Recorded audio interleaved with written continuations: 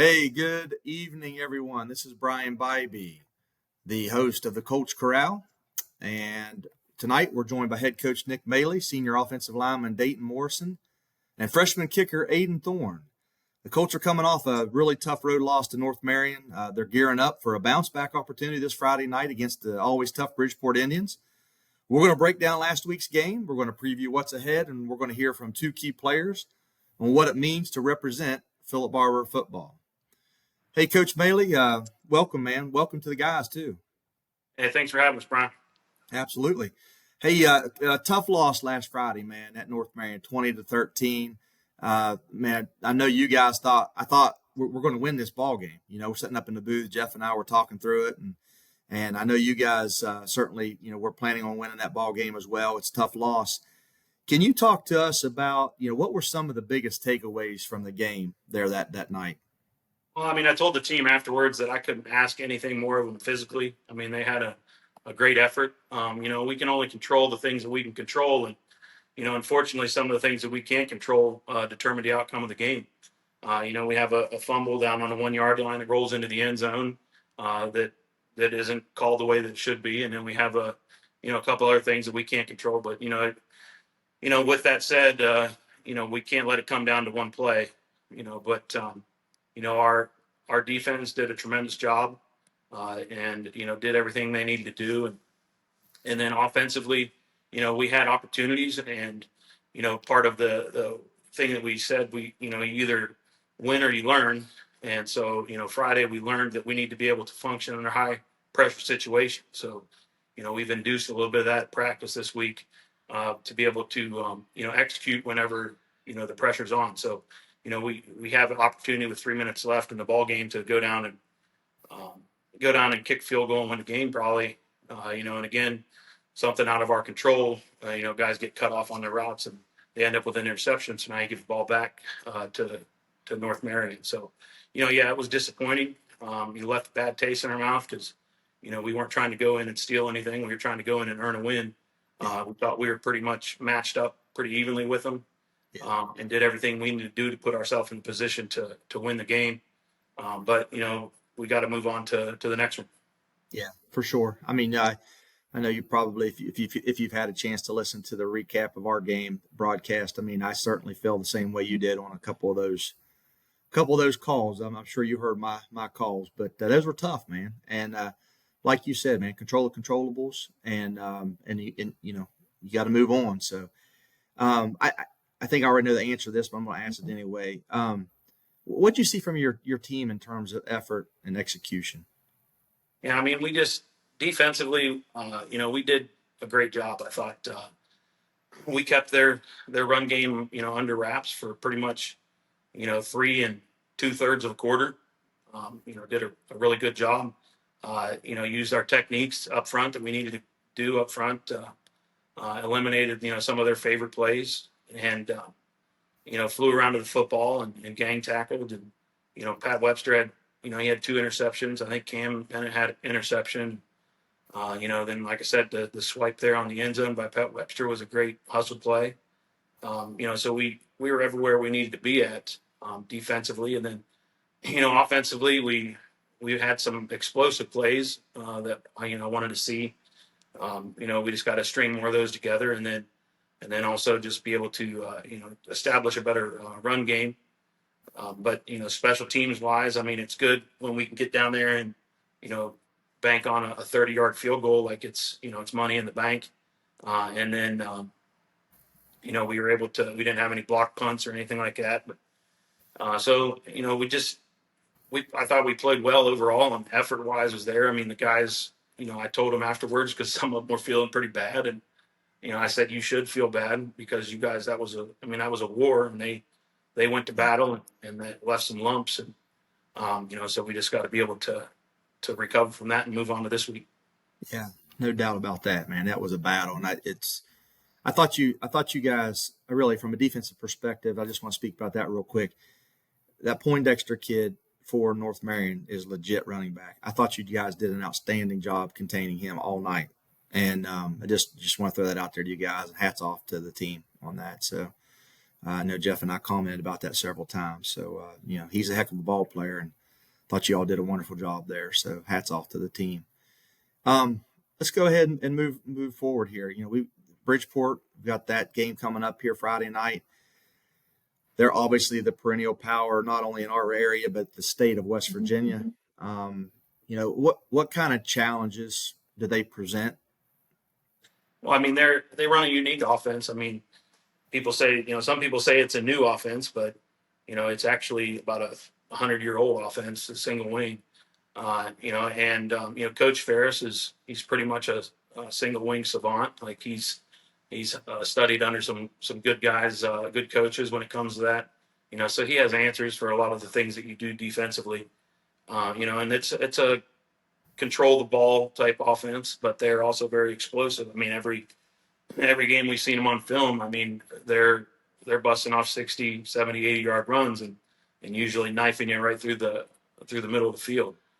So you sell out on the run, and then they can throw it over top, and they got some big tight ends and guys that can make plays downfield too. So you just gotta it ain't gonna be pretty defensively. I mean, I told our D line that they're gonna be in the stuff most of the night because it's just it's a train wreck down on the inside.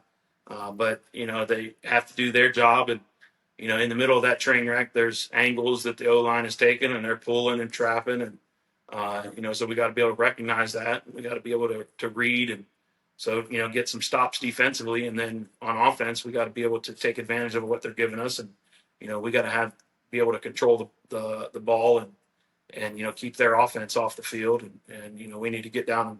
It does a great job of scoring three, but we got to get more sixes and then let him come out and kick an extra point. So, have sustained drives and finish them off. So we got to be sound in all phases of the game. Appreciate that insight. I wanted to ask, I mean, has there been any change in the focus in the way that you guys practice this week to prepare for this physical style of play coming up here? I mean, I know every week's physical, but, certainly Bridgeport, they have depth, man. And a lot of teams don't have the depth that they have. They have a lot of guys that maybe just play one way. But I'm interested in your thoughts on that. Well, I mean, you don't. We try to stay at a high level of intensity, and but like this week, we did try to, based upon things that we learned from last Friday, try to induce a little bit more stress and panic on the offensive side of the ball. Defensively, I mean, the focus has been to play, make sure our leverage is at where it needs to be because, Bridgeport plays with great leverage. They come off the line and you don't see any hi-hats. So we have to play good leverage up front. And then, just fill where we need to fill that. And it ain't, like I said, it's not going to be pretty, but, you got to put your nose in there and try to make a play. Hey, Coach, last question for you this evening. How all of the players responded in practice this week, to the team's first loss of the season? Well, like I said, they even after Friday night and into Saturday morning, they felt like they played hard enough to win. And then things that were outside of their control took that from them. So, they felt like I think the overall consensus is, yeah, we played enough. We played hard enough. We did what we needed to do to win, made plays when it mattered. But, things that were outside of their control didn't get called our way. So, if anything, there was a little bit of feeling jaded, I guess. But doesn't feel like we got our butts kicked or anything like that, or we weren't good enough to be on the field. So, we just got to stretch. I mean, I was looking today, we got, Bridgeport's number 1 in the state right now. Then we got, I think, the number 7 team in state. Then there's like number 9 and number, we played 4 top 10 teams in a row here. So, yeah, we don't got time to sit and think about too much of what happened last week. Yeah, no, certainly. And again, the thing that stood out to me last week, what you told me when we were talking was, Philip Barber is on their schedule as well. Right. Yeah. And that's, I mean, there was some media that said that we were, we were at minimum going to get blown out by 4 touchdowns. And so we kind of use that as motivation. And, these kids work their butts off. So, when we're trying to change that attitude of, going to somewhere that, oh, it's just Philip Barber, we're going to blow them out or whatever. Oh, Not yeah. just because I think coaches see that we've improved as a program, but it has to carry over into, communities and everybody else. So yeah, we're here to play too. Certainly. No, great stuff. Well, let's shift gears. I want to get in with Dayton Morrison. Dayton, welcome, man. Thank you. Hey, I've watched your entire high school career, man. I've watched you grow up. You started out as a quarterback on this team, which a lot of people probably don't know. And I've watched you step in and play center when the team needed you. I've watched you play guard. I've watched you play tackle on the O line. I've watched you play D line. Um, in your senior season here, you've settled into the tackle position and some D line play for the most part. I personally just wanted to commend you for always putting the team first, man, and playing wherever and whenever you're needed. So I just wanted to say that to you. I think that does not go unnoticed by the community, certainly, and people in the media. So I just want to give you a shout out for that. So with that being said, what's been your mindset throughout these last 4 years when you've had to be so versatile and sometimes on a weekly basis? The team always comes first, no matter what my personal preference was. So wherever the team needed me to play, it's where you got to step up and play. I knew that was going to be your answer, man. I knew it. And that's who you Leaving are. out the part, Brian, that we develop guys so good that we can change quarterbacks and put them up where the men play up front. So we're doing a great job. We don't have to, bring 7 guys in from 5 different counties. We can just change them into what we need them to be. Well, I love that aspect too. So coach them up, man. Coach them up. So Dayton, obviously, I really expected you to say that. You are a team first guy. You have to be to do all the things that you have done over your career. And again, man, we just want to commend you for that. So it's been pretty cool to watch. So, as a senior lineman, how do you help set the tone for the offense, especially after a tough game there at North Marion and getting ready for another tough game? Well, you got to match physicality with physicality. Aggression solves most of your problems, even if you're not right. So if you're physical, you can make up for a lot of the missteps you have. In particular, and to follow up on that answer, how do you personally get yourself motivated before you're going out to battle every game, every practice for that matter? Well, on the O line, we don't get a whole lot of recognition, so making people notice us is always good, and stuff like that. Yeah, for sure. What's the mindset for you guys on the O line this week going into that matchup with Bridgeport? Just do our jobs the best we can and be physical. Keep it simple, right? Yep. I like it. How do you keep the younger guys motivated and focused during a bounce back week, Dayton? You got to remind them their time will come. That whenever us seniors are gone, they're gonna have to step up and play, and they got to learn the offense too. So just helping them whenever if they have a question on a play, answering the question, just make sure they get the assignment right too. Yeah, I like that. A lot of teachable moments. Yes, sir. Certainly. Well, I've got a fun question for you. What's something about the offensive line that the fans might not see, but should appreciate about you guys? Well, we like to have fun. I can tell you that. Give me an example. I mean, give the listeners an example. I can't really say most of the stuff we do, but I'm starting to find a common theme with you linemen from the last couple of visits. So we'll hit you. We like to let you know about it after. So I like that. I'm going to ask you this question because I had to ask last week, but what's the weirdest thing somebody said to you on the line, man? Either before a play or after a play. It has to be clean. Well, I was right next to Owen whenever that guy said that to Owen. So they always ask where the best place to eat is.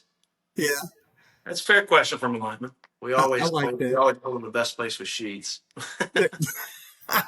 Well, I hear you. Time got a Moe's, right? One of our sponsors. We got to eat all the chicken wings. They don't get none. That's right. That's right. I love it. Hey, last couple questions, Dayton. Man, what's it mean to you to wear the Colts jersey as a senior? It means everything. I came to games since I was 3 years old. I watched my cousin play. He was like my hero. I always wanted to be like him. I even wore his number whenever I was a quarterback. But it's just the family, the environment's just surreal at sometimes. Yeah. That's. I mean, he was a heck of a ball player. Old Chase Collier, man, number 9. He was, yeah, he was a dandy. Still, I had the opportunity to coach him whenever he was younger, and always enjoyed his company. So, yeah, certainly the talent runs in the family, man. All you guys. So, yeah, that's pretty cool. Hey, last question. It's a serious question, and I know probably haven't had a chance to think much about this yet, but it's coming up. What are you going to miss most about Friday Night Lights and this football team when the season's over with? Playing next to the people that I've played with since I was 5 years old. Yeah. So, brother to your left, brother to your right. You're going to miss those moments. Yeah, for sure, man. I no doubt you guys are creating memories, man, that'll last a lifetime. So, hey, man, I'm proud of you. I've really enjoyed watching you play. I still enjoy watching you play. I'm thankful that you're on our team. So, Thank you. Just wanted to tell you that, man. Appreciate everything you do and your willingness to be a true team player. So when I see team, I think of you immediately on this ball club. So for what that's worth. Thank you. Yes, sir. Aiden, welcome, man. Thank you. Yes, sir. Man, you stepped into a big role as a freshman kicker on this ball team, and you have been an absolute weapon as well on this team. It's been awesome to see you perform at a very high level right off the bat. So I want to give you your kudos. How's the transition to varsity football been for you? Well, the people are bigger, stronger, faster, just more talent.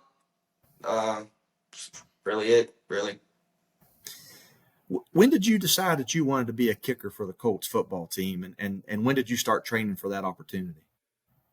I decided when I was 10 years old. I started my journey when I was 9. That's fantastic. I mean, I've heard a little bit about your story, and I wanted to ask you about that. I mean, what drove you? What drove you to say, "Hey, I want to be a kicker. I want to be one of the best in the state as soon as I step on the field"? Talk about that a little bit. Well, when I was 9, Pee Wee football, we always did a kicker tryout. Matter of fact, I was in the car with my dad. I was like, "Hey, Dad, I wonder who's kicking this year." I said, "I bet it's not going to be me." Well, I began kicking that year because I did really good for some reason. Move on to when I was 10, middle school year. I started as a 6th grader, 7th grader, and 8th grader, and progressed to consistency, kicking off, punts, just trying to do my best to make myself better. Well, you can tell you put the time into it, and I know you still do. I want to talk to you about during practice. What's your practice time look like? Are you with the team during the entire practice? Or are you off kicking field goals, punting, practicing kickoffs? Tell the listeners what a practice day looks like for you. Well, I'm usually with the team about either full or half days. There are half times where I is with the team, and then I go on to kick a little bit and then come back to the team.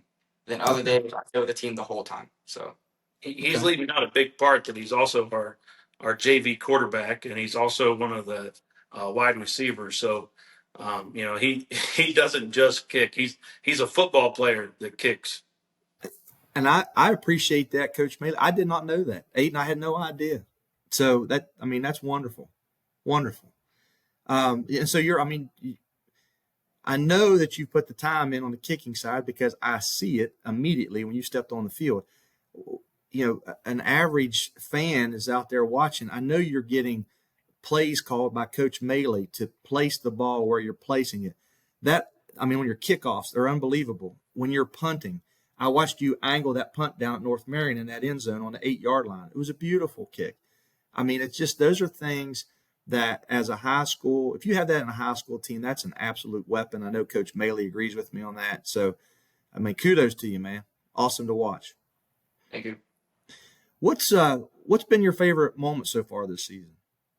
Just being able to have opportunities to do what I love to do and be with all my teammates who have been with me for years.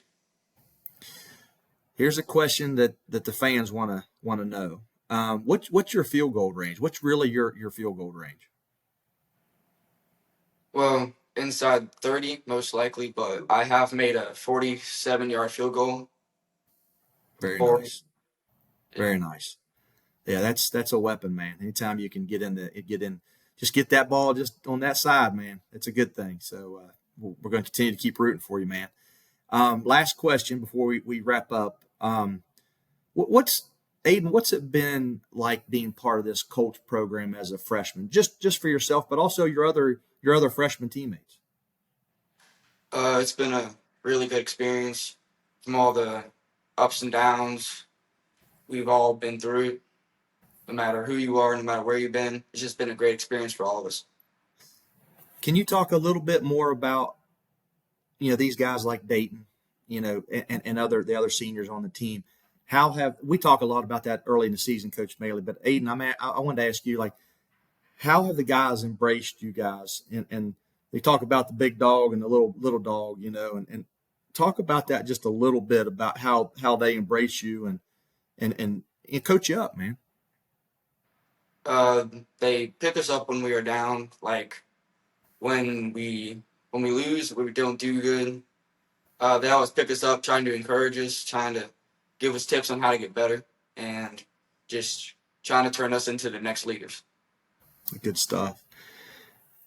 Coach Mayle, before I wrap this thing up and hit the outro, any final thoughts from your standpoint heading into this Bridgeport games you'd like to share with the team or with the viewers?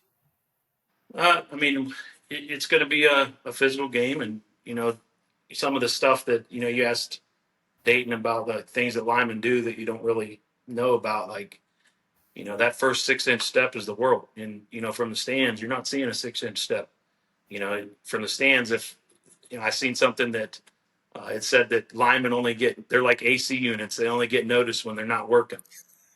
So that's what you see from the stands. If a lineman misses a block, or if it isn't executed exactly right or whatever, then the first thing you hear is block somebody. Well, they were, but maybe they missed that first 6-inch step, and then that allowed for a leverage issue or whatever. So they work their tails off, and this is going to be a week where up front from the stands you're not going to see a whole lot other than a pile. It's going to be a mass of humanity down there. Then once in a while they'll squeak one out, and then we just got to respond to that. So, it's just know that, and I think Coach Alderman said it. What he wants the defense to be known as is, they just play hard, and I think our kids are playing their tails off. They're playing their tails off on both sides of the ball. They're doing what they need to do on special teams, and that's all we can ask for them, is just to play their hearts out. And we're getting to that level, and we're checking the boxes on our standards in a lot of areas. So we're just really proud, and we're now we're almost a third of the way through the season, just in the blink of an eye. So we don't have anything. I was talking to other coaches, and they were saying, we got a tough week this week, but then we have this week and this week to kind of recover from. We don't have that. We're playing 4 top 10 teams in a row here. If you count last week, it'd be 5 top 10 teams in a row. So, our schedule ain't easy. So these kids got to play their hearts out week in and week out. We don't get no days off. One thing it's going to do is prepare you for the playoff push. No doubt about that. Yeah, and that's kind of the message. Because you don't get there unless you put yourself in a position to be there. So, we got to, every week is a playoff game right now. Yeah, 100%. Coach Mayle, Dayton, Aiden, thank you guys for your time here. I'm going to wrap up this week's edition of the Colts Corral. Again, big thanks to Coach Mayle, Coach Dayton Morrison, Ayden Thorne for joining us and giving fans a deeper look into the heart of Colts football. Don't miss the action this Friday night at 7 o'clock as the Philip Barber Colts travel to the Bridgeport Indians in what promises to be a hard-fought battle. You heard that theme all night here tonight on the Colts Corral. You can listen to me, Brian Bibey, and Mason Halfin. Mason will be taking Jeff's spot there in the booth this week. We're going to broadcast the game live locally on 1240 AM and 99.9 FM WDNE. Or you can stream the game at www.wdnefm.com. Just go to the Music and More button, click on it, click on Philip Barber High School Sports link, catch all the action there. It's going to take you right to the live stream. And then you can also download the WRC Media app on any of your devices. Scroll to the bottom and click on the WD radio button to catch all the action wherever you might be. Pregame starts at 6:45, kickoff 7 o'clock. I would ask you just to please like, subscribe, and share this video to stay connected with all things Philip Barber Athletics. Until next time, go Colts.